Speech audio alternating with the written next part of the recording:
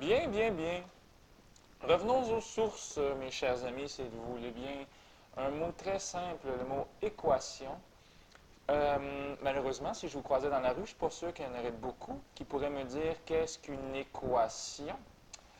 Ben, je dirais ceci, une équation, c'est une égalité, je vais l'écrire correctement, avec une ou plusieurs variables, comme ça. Et quand je dis une égalité, ben, ça veut tout simplement dire qu'il faut qu'il y ait le signe du égal dedans. Donc, si je m'en vais ici, comme ça, et donne un exemple, alors si jamais j'écrivais un exemple d'une équation à une variable, on pourrait très bien penser à nos petits défis quand on était en secondaire 2. Par exemple, si j'écrivais 2x plus 5 égale 17, c'est une équation à une variable. Et il y a une égalité, le signe du égal qui est là. Et souvent, on a une réponse qui est disponible, ou si vous préférez, je devrais dire une solution, en fait. Il y a une solution qui est souvent facile à obtenir. Ben, écoutez, je vais pas réinventer la roue, mais souvent, ce qu'on a appris à faire, c'est quelque chose qui ressemble à ceci. X égale 6, c'est la solution de mon équation à une variable. Le problème, c'est lorsqu'il y a deux variables, OK? Lorsqu'il y a deux variables, il y a souvent une infinité de solutions.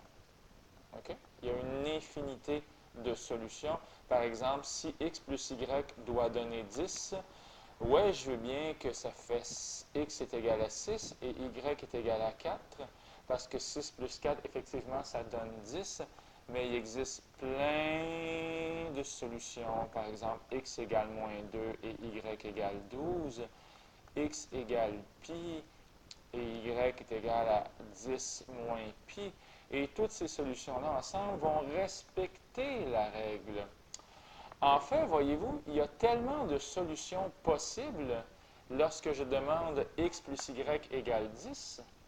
Il y a tellement de solutions possibles qu'on ne peut pas toutes les écrire. Donc, ce qu'il nous reste à faire souvent, c'est de faire un beau joli graphique, comme je suis en train de faire sur GeoGebra. X plus y égale 10.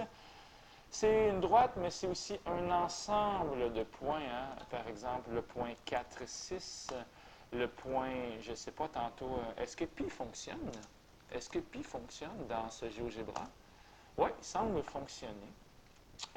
Également, on peut faire moins 1, 11.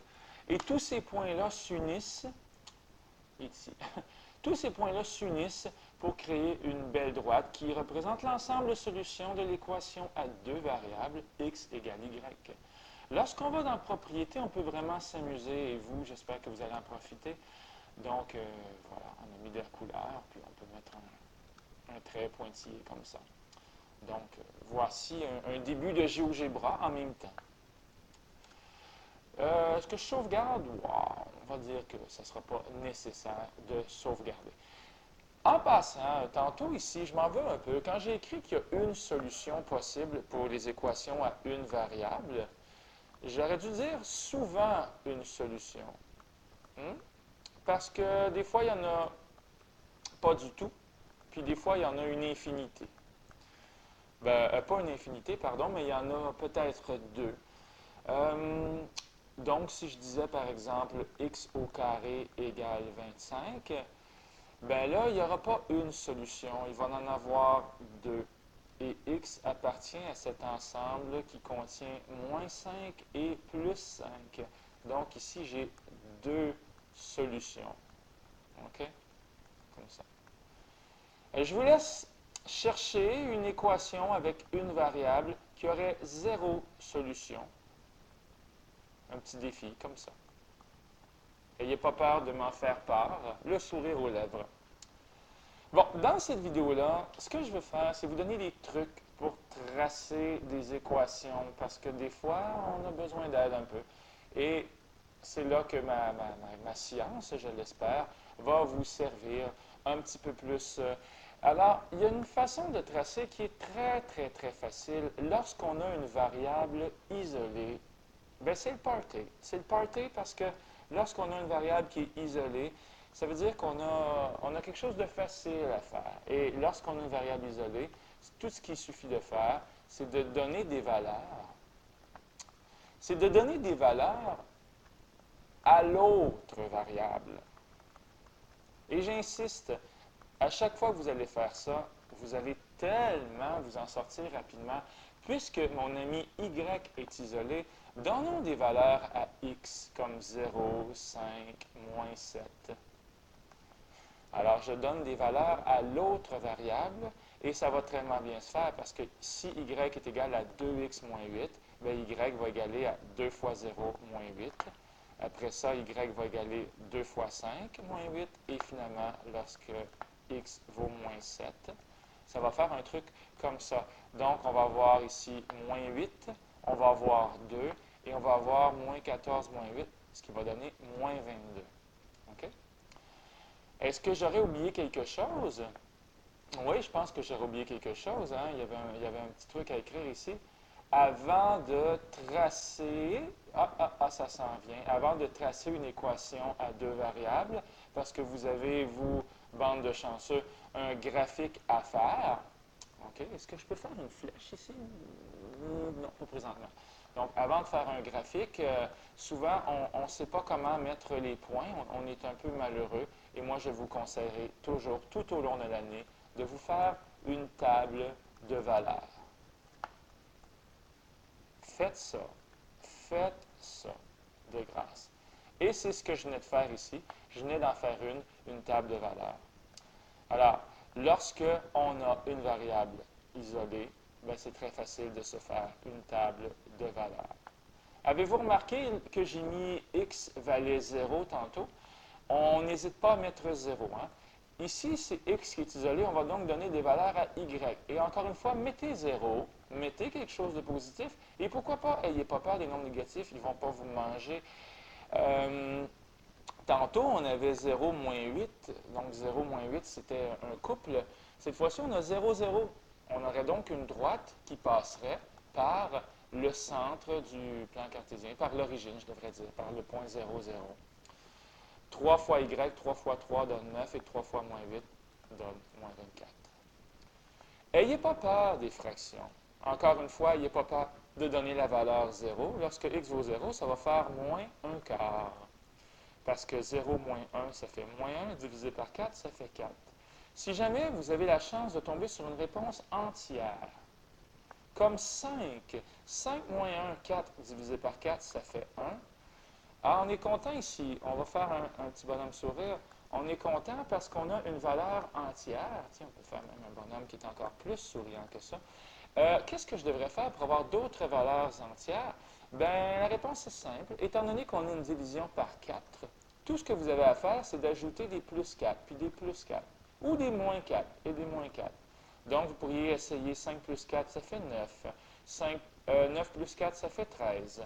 Et à chaque fois que vous allez essayer ces valeurs-là, je vous garantis que ça va donner une valeur entière. Entière, donc 9 moins 1 divisé par 4, ça fait 2. 13 moins 1 divisé par 4, ça fait 3. Et même chose si vous enlevez 4.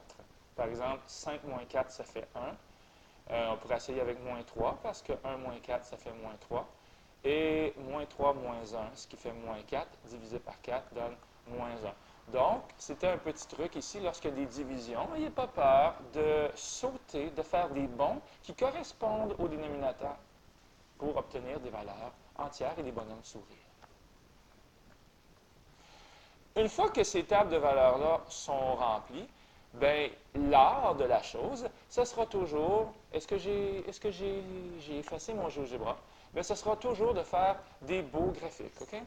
Alors, par exemple, le premier graphique qu'on avait, c'était y est égal à 2x moins 8. Bien, vous placez les points. Vous placez les points que vous trouvez, puis ça devrait donner une jolie droite. Comme je l'ai effacé, mais dans la première table de valeurs, on avait le point 0, 8. Et donc ici, si vous placez 0, moins 8, pardon, 0, moins 8, et voilà, il est ici. Alors, c'est le point 0, moins 8. Puis on avait trouvé quoi aussi? Je crois qu'on avait trouvé 2, 2. 5, 2, pardon. Oui, 5, 2, je me rappelle. Et effectivement, il est sur la droite. Alors, vous, en tant qu'élève, en tant qu'étudiant, en tant qu'explorateur de la belle, substance des mathématiques, je cherchais un mot, mais je ne l'ai pas trouvé, votre défi, ce sera de faire des beaux graphiques, bien gradués. C'est quelque chose que je regarde, ça. Hein. Si vous tracez, ici c'est écrit 5, puis après c'est écrit 7, ça ne fonctionne pas. Je m'attends à une graduation égale. La graduation n'a pas besoin d'être égale sur les deux axes. Ce que j'essaie de dire, c'est que sur l'axe des Y, vous pourriez avoir une graduation par 4, comme ça. Puis, il n'y a rien d'illégal. OK? Mais c'est 4 à chaque fois, par exemple, sur l'axe des Y, tandis qu'ici, c'est 5 à chaque fois sur l'axe des X. Alors, j'espère que vous avez bien retenu ce truc. Lorsqu'une variable est isolée, de grâce, donnez des valeurs à l'autre variable.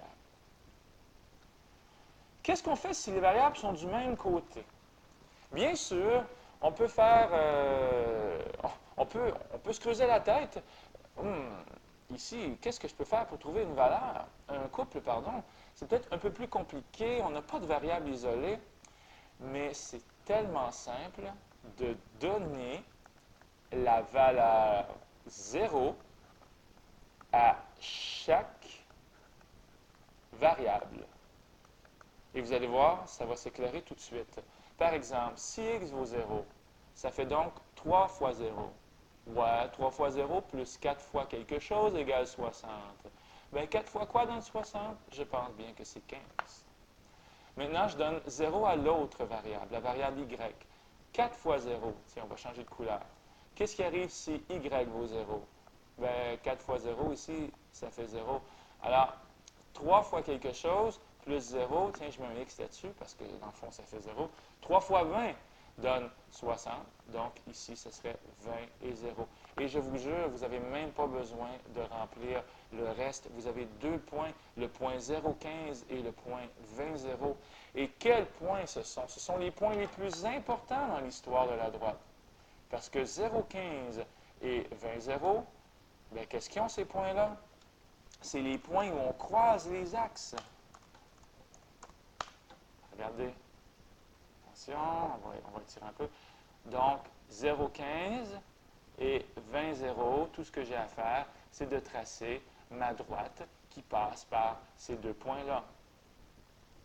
Voilà, je viens de tracer la droite d'équation 3x plus 4y égale 60. Tension au négatif, ce serait triste de se tromper avec les négatifs. Si x vaut 0 et si y vaut 0, ben, moins 3 fois y égale 24, et c'est donc moins 8 que je dois écrire. Ici, ça va être 6, par exemple. Donc, on est prudent avec les négatifs. Finalement, la dernière chose que je vais dire dans cette vidéo-là, c'est qu'est-ce que vous faites quand il y a des fractions? Qu'est-ce qu'on fait quand il y a des fractions? Tiens, on va y arriver tout de suite. Tiens, pourquoi pas écrire un mot lorsque les variables sont du même côté. Moi, j'appelle ça le truc des zéros dans la diagonale. Le truc des zéros dans la diagonale. Parce que j'avais mis un 0 ici, puis un 0 là. Mais là, j'efface ça ici. Bon. Lorsqu'il y a des fractions et des divisions, moi, je pense que la chose la plus facile à faire, c'est de se débarrasser des fractions-divisions. Tout de suite. Tout de suite. Je pense que je vais l'écrire en gros. Se débarrasser tout de suite des divisions et des fractions en multipliant. OK? Alors, 2x plus 7y égale 42, comme ça. On a une division par 3 ici. Donc, ce que j'aimerais voir, ce serait proprement sur votre feuille que vous écriviez fois 3 fois 3 fois 3. Et donc, 2x fois 3, ça va donner 6x. 7y fois 3 divisé par 3 vont s'annuler ensemble. Il va rester 7y. Et finalement, 42 fois 3, ça va donner 126. ça et ça, c'est peut-être pas la même équation, mais ça a la même réponse, ça a la même solution, ça a la même table de valeurs. Au fait, ce sont des équations équivalentes. Et c'est le temps maintenant de faire le truc des zéros dans la diagonale, parce que j'ai les variables d'un même côté, puis un terme constant de l'autre côté. Si x vaut 0, 7 fois quoi donne 126? Je pense que ça fait 18. Oui, c'est ça. Et finalement, si y vaut 0, donc ça ne sert à rien. 6 fois quoi donne 126? C'est 6 fois 21. Donc, on a déjà rempli notre table de valeurs de façon satisfaisante. Ceux qui se rappellent de ça en quatrième secondaire, ça s'appelle la forme symétrique. La forme symétrique a un avantage incroyable. C'est lorsque c'est écrit égal 1 qu'on la voit. La forme symétrique nous donne tout de suite les coordonnées à l'origine. En dessous du x, j'ai un 5. Je suis donc assuré que je vais passer par le point 5, 0, puis le point 0,4 avec le y. Par contre, si vous faites mon truc de multiplier, ça va donner la même chose. Mais cette fois-ci, je ne vais pas multiplier par 4 ou par 5. Je vous invite à multiplier par 20, qui est un multiple commun de 4 et de 5. Ça fait donc 20y divisé par 4. Ça fait donc 5y. 20x divisé par 5, ça fait donc 4x. Et finalement, 1 fois 20, qui donne 20. Alors, si vous faites mon truc des zéros dans la diagonale, vous allez réaliser quoi? Que si x vaut 0, 5 fois quoi donne 20? Ben, c'est bien 5 fois 4. Et si y vaut 0, 4 fois quoi donne 20? 5. Et on obtient la même chose que j'ai expliqué il y a 30 secondes, parce que c'était la forme symétrique. Ça mérite des bonhommes sourires, n'est-ce pas? Alors, on va faire des marguerites. OK. Je ne sais pas pourquoi il est écrit là, ma table de valeurs est en bas. Il va falloir que je vérifie mon document. Ben ici, tiens, un dernier exemple. On a une division par 2. Je vous invite à faire x2 et x2, de l'écrire proprement. Le x2 va détruire la division par 2. Alors, il va rester 3x plus 4y égale 96. Avec le truc des zéros dans la diagonale, vous allez trouver quelque chose. Alors, la grande science, ça va être de multiplier lorsque vous avez des fractions et des divisions. Très, très, très, très bon truc. OK. Ben, en résumé, pour réussir à tracer, je crois que j'ai été assez clair, c'est de se faire une table de valeurs. Si vous avez une belle table de valeurs, et si vous faites des graduations égales et bien faites, vous allez aller vers le succès. OK? Alors, je vous laisse là-dessus, puis on se reparle.